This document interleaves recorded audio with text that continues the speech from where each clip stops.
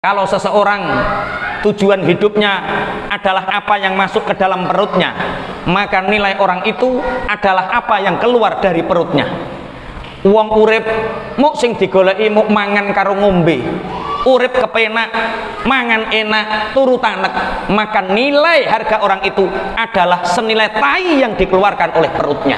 Bojone sampeyan penggaweane macul, penggaweane tukang gali pipa, ngono njaluk glowing sing rega 1,5 juta. Gajine saulan bojo 850.000, njaluk glowing 1,5 juta. Lah wong wedok ngono ki penghuni neraka, dadi intipe neraka. Agama sudah memberi pilihan. Kalau memang istri kita tidak bisa diajak masuk surga, maka suami boleh menceraikan. Kalau kita punya suami dan suami ini tidak bisa diajak masuk surga bersama, maka istri punya pilihan untuk khulu atau faskhun nikah. Karena apa? Nanti di akhirat itu seorang suami akan menyesal karena beristri seseorang yang tidak bisa diajak masuk surga.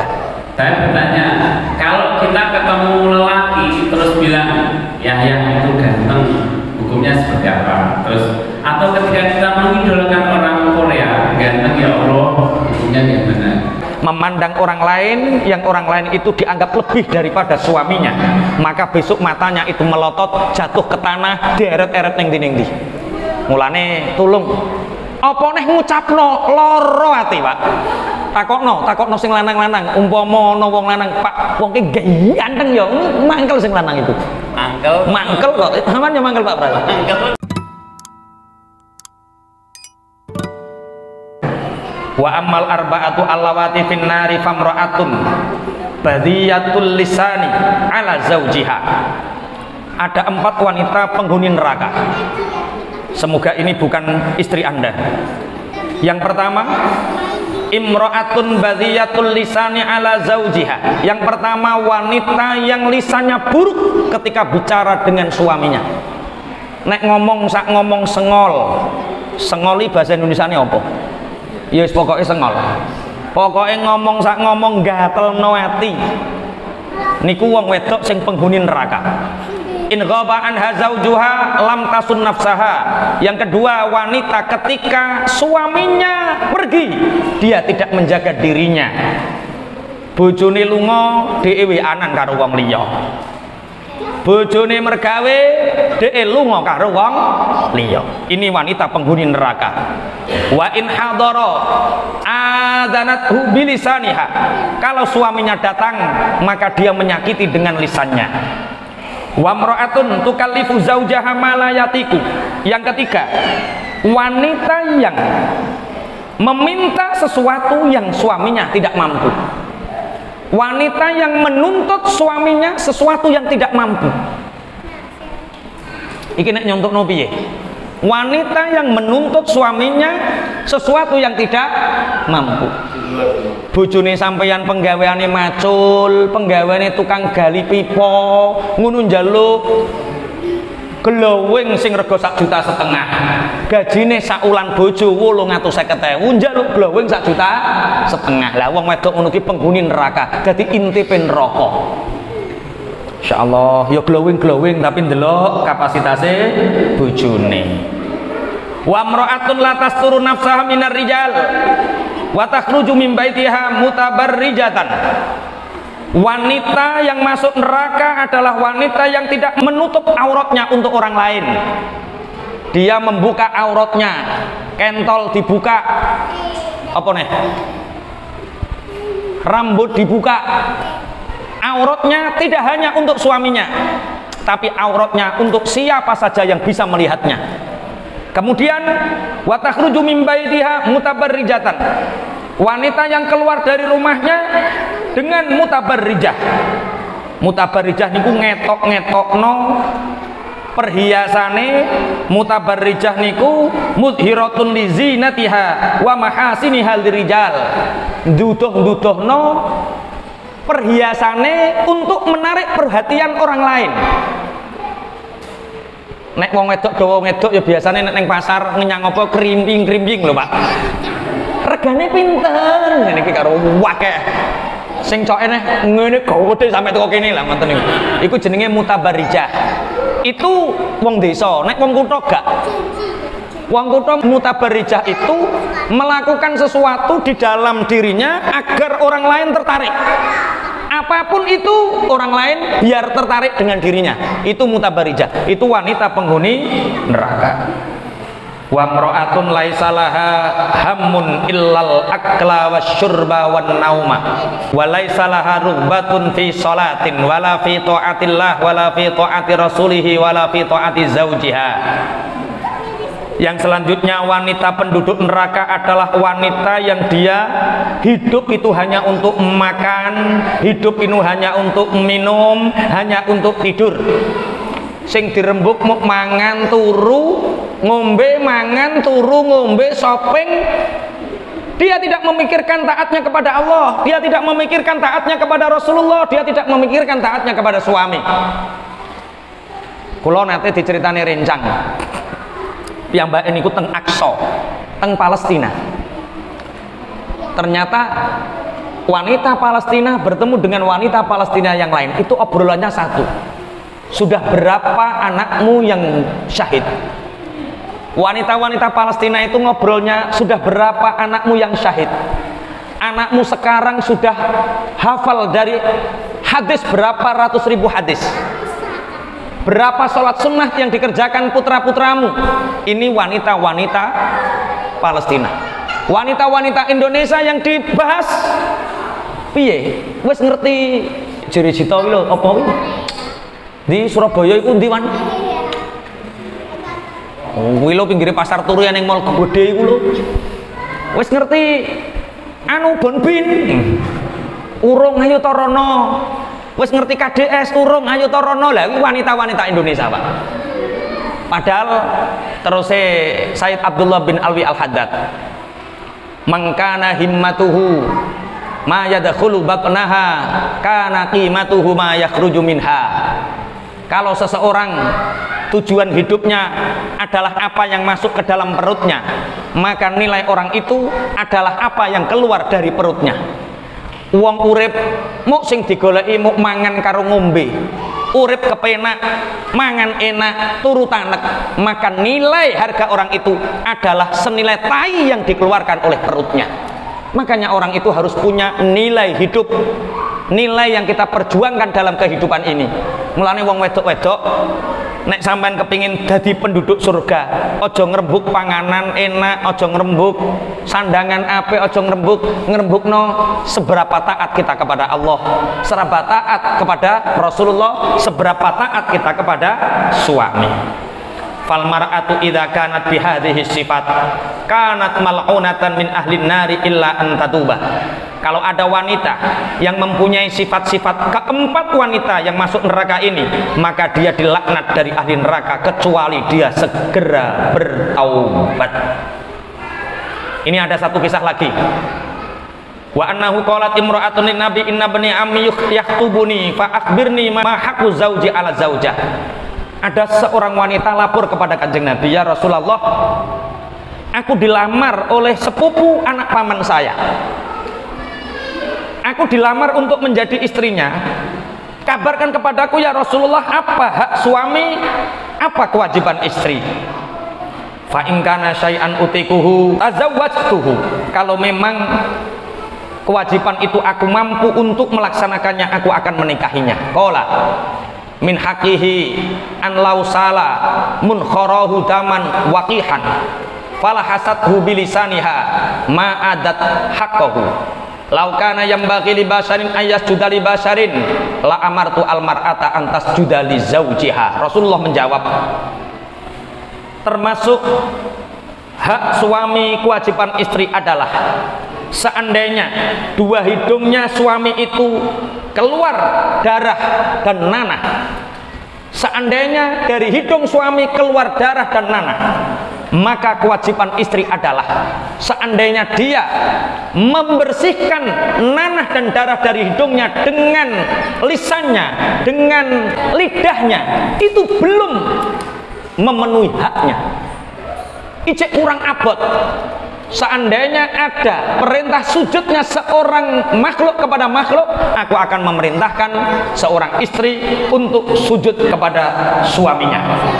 Maka kemudian wanita ini pun mengatakan, kalau seperti itu aku tidak akan menikah selamanya. Iki wis kadung nikah, jalani wae. Jalani wae. Muga-muga iso mlebu swarga bareng-bareng, Allahumma amin. Warwa at-Tabrani annal mar'ata la tu'addi haqqallahi ta'ala hatta tu'addi haqqa zaujiha kullahu. Orang belum dikatakan memenuhi haknya Allah kecuali dia sudah memenuhi hak suaminya. Lau sa'alah wa ya'ala dhahri qatabin lam tamna'hu nafsaha. Seandainya seorang suami meminta jatah di atas kendaraan, maka saat itu juga kendaraan harus berhenti dan dia tidak mencegah dirinya.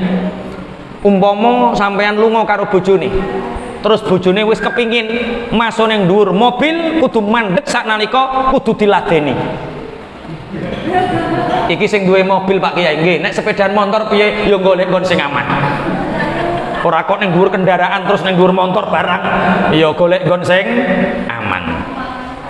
Bismillahirrahmanirrahim. Mungkin ada 1-2 pertanyaan, pangapunten kula mboten saged nderek jamaah zuhur dorpres soalnya mangke badhe zuhur enten jadwal teng Kuniran. Ada beberapa pertanyaan yang tadi otomatis sudah terjawab tentang aurat tadi. Jadi kesimpulannya adalah berarti di luar rumah itu sudah harus menutup aurat. Betul. Di luar rumah itu harus sudah menutup aurat apapun alasannya. Tentu aurat seperti dalam, kalau aurat wanita batasannya gimana? Apakah sama dengan aurat dalam sholat? Untuk yang dalam keseharian ya, dalam keseharian. Aurat wanita itu sama persis dengan yang ketika sholat, ketika dia keluar rumah itu. Wa auratul mar'ati al jasadu kulluha. Auratnya perempuan itu semua tubuhnya, kullu badaniha illal wajha, kecuali wajah, wal kaffaiha, dan 2 telapak tangannya. Selain itu aurat. Ini berarti ya di sini aurat. Kecuali kedua telapak tangannya dan wajah. Kalau mazhab Syafi'i sebenarnya di luar sholat itu pakai niqab, mazhab Syafi'i. Lah sing mazhab Maliki kados jenengan ngeten niki. Ini justru mazhab Imam Maliki. Jadi tambah ora nganggo niqab. Disamakan dengan ketika sholat, tidak wajah dan tidak telapak tangan, semua wajib ditutup. Kalau di rumah bebas. Kalau di rumah itu auratnya perempuan, misalkan rambut, dilihat anak tidak haram, dilihat keponakan tidak haram, dilihat ibu bapak tidak haram, dilihat mertua tidak haram. Yang haram yang dianggap mahram itu siapa saja? Mahram itu 4. Kalau dari sisi nasab, bibi itu boleh bude. Dulure bapak, dulure ibu kuwi jenenge bibi. Ya. Kemudian ibu, ya. Saudara, kemudian keponakan. Saudaranya ibu, saudaranya kita, Pak. Bibi itu saudaranya bapak dan saudaranya ibu. Nek wong Jawa bude karo bule, ya. Itu mahram kita. Yang kedua ibu sendiri, kemudian saudara, kemudian keponakan. Kalau Pak Le itu dari jalur nasab. Ya. Kalau laki-laki berarti Pak Le, ayah, paman, ayah, saudara laki-laki dan keponakan. Itu dari nasab. Ada yang dari rodhoah, dari tunggal susuan, saudara tunggal susu.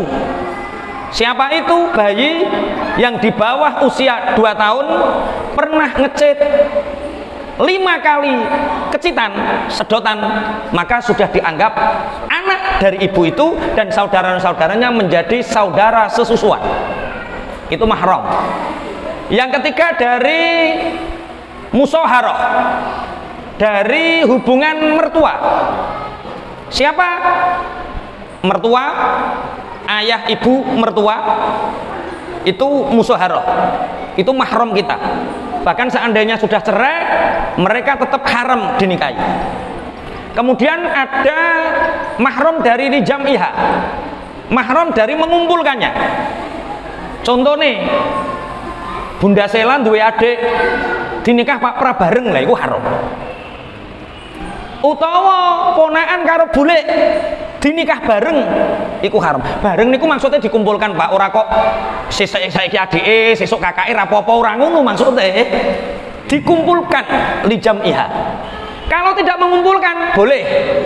Misal menikah kakaknya, dadak sing wedok kakake mati, ngeduni adike, boleh. Karena tidak mengumpulkan. Bisa dipahami ya? Jadi artinya teman-teman, kalau kita di rumah tidak berjilbab, kalau ada orang-orang yang tidak mahram berarti kan itu harus menutup jilbab. Jadi kalau seandainya misanan itu sudah tidak mahram, bukan. Misanan itu kayak Gus Entot sama Mbak Sofi itu sudah tidak mahram ya? Bukan. Jadi sudah batal. Sudah batal. Dosa kalau ya. Oke. Tentang mahram ini nanti kalau kurang jelas dicatat ya, karena ini sangat fundamental, artinya teman-teman harus paham. Karena tadi ceritanya sudah seru tadi di depan tentang membuka aurat dan lain-lain. Ini ada pertanyaan ya Pak saya. Benarkah kita nanti sebagai istri di akhirat tidak dimintai pertanggungjawaban atas amal ibadah yang dilakukan suami?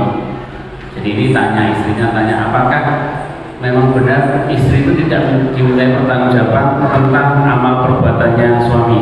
Karena si istri ini begini, saya sering mengingatkan suami untuk berbuat baik, sholat dan lain-lain, tapi malah berujung pertengkaran. Maka dari itu, daripada bertengkar, saya mending diam dan tidak mengingatkan. Itu gimana?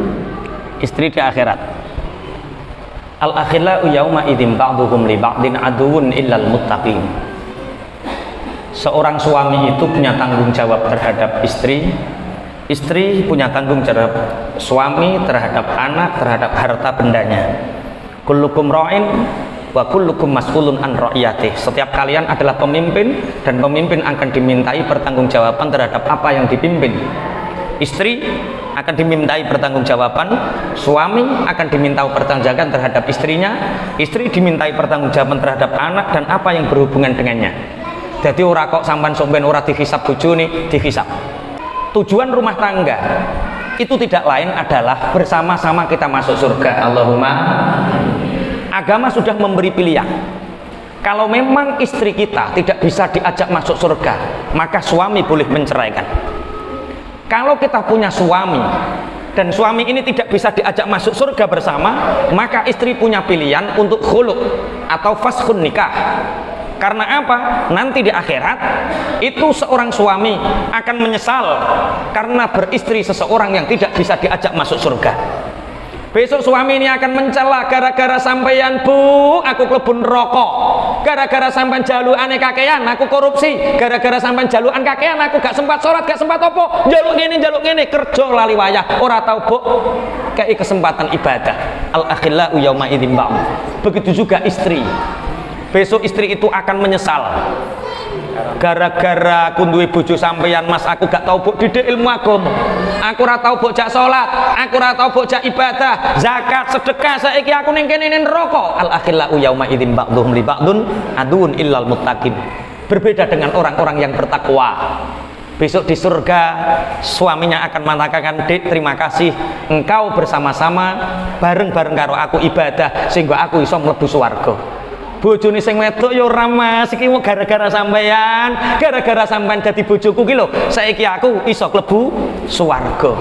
Sejak ngalahning buyut pani terus didadekno Ustaz Prawoto, akhirnya padha-padha mlebu swarga. Masyaallah, masyaallah.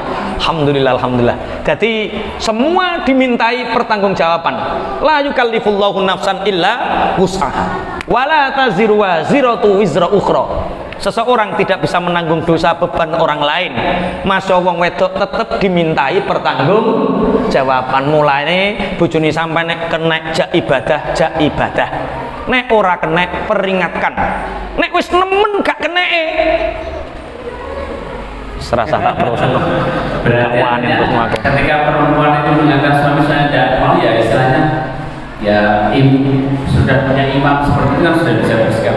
walaupun suami istri itu soleh kan, kita tetap istrinya sudah sholat, hanya suaminya itu kalau diingatkan itu sering berdoa. Tidak bisa, itu pilihannya ya diingatkan terus, kalau sudah pada batas ya gitu ya, intinya betul. Tidak menyuruh, tapi ini pelajaran.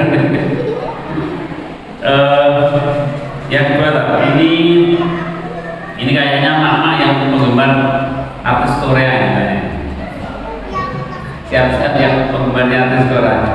Saya bertanya, kalau kita ketemu lelaki terus bilang Yahya itu ganteng, hukumnya seperti apa? Terus atau ketika kita mengidolakan orang Korea ganteng, ya Allah, hukumnya gimana? Tadi kan sudah mungkin lebih detail kan? Ini tentang mungkin mengagumi artis walaupun sekedar mengagumi, atau batasan-batasannya bagaimana? Fassalihatu qanitatun hafidhatun lil ghaibi bima hafizallah. Wallati takhafuna nusyuzahunna fa'idhuhunna wahjurunna fil mawdaji wadribuhun. Jadi ini suami, tugasnya suami pertama. Jadikan istri kita mengidolakan kita, jadikan anak-anak kita mengidolakan kita.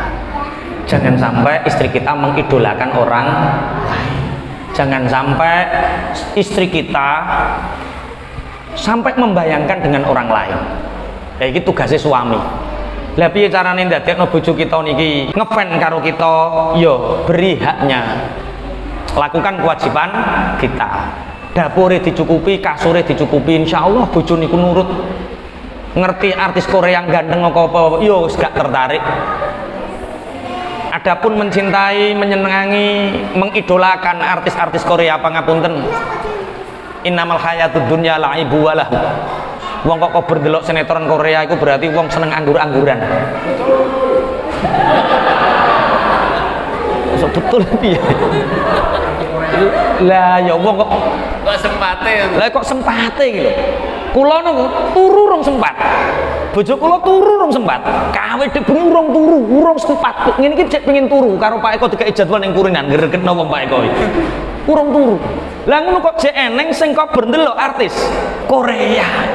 Donya iki dolanan tenan jebule.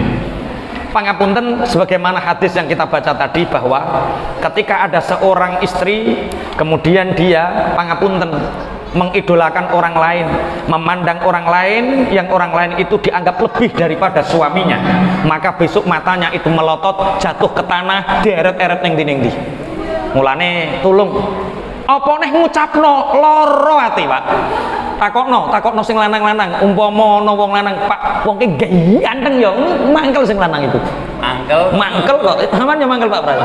Umpama bunda sing lamune, Pak, ki lho jenggote kok luwih ketel, mangkel. Ana wong dilokno jenggote luwih ketel, mangkel.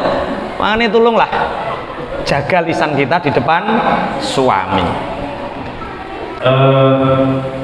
Nanti kalau ada pertanyaan lagi yang tentang ini silahkan dijawab, karena Pak ini agak molor, bukan molor manusia, karena baru datang dari Magetan masuk ke sini belum ke pondok. Ini suatu hari nanti akan habis itu ke Kuniran atau ngaji ke pondok dulu. Ngaji pondok. Gak ngatasi kita. Ini akan langsung ke Purwosari kan? Kuniran Etan. Oh, Kuniran itu Kuniran teman saya.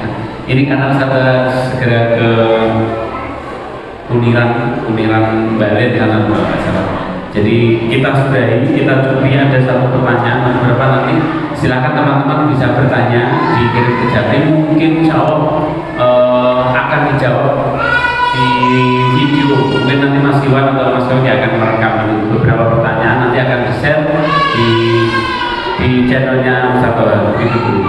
Mas Dimas, saya minta maju, ini bagian doa ya. Tunggu disik. Sama ini Mas Rizal baru datang umroh. Mas Rizal tunggu ke depan. Ini doanya dua tadi ya. Ini baru datang saya juga belum sempat ke rumah.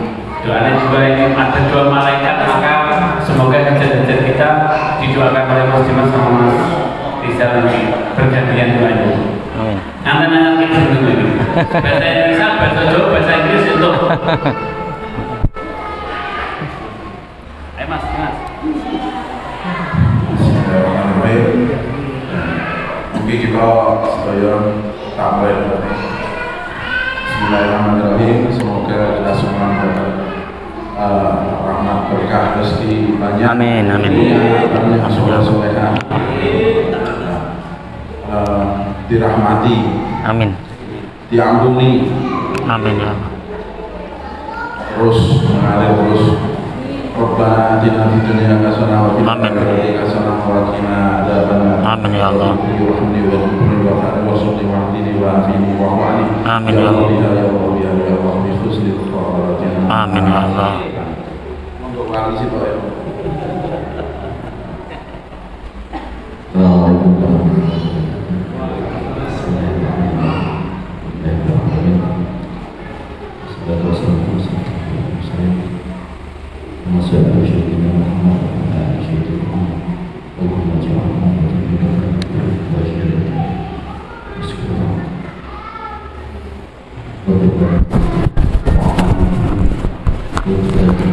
Amin.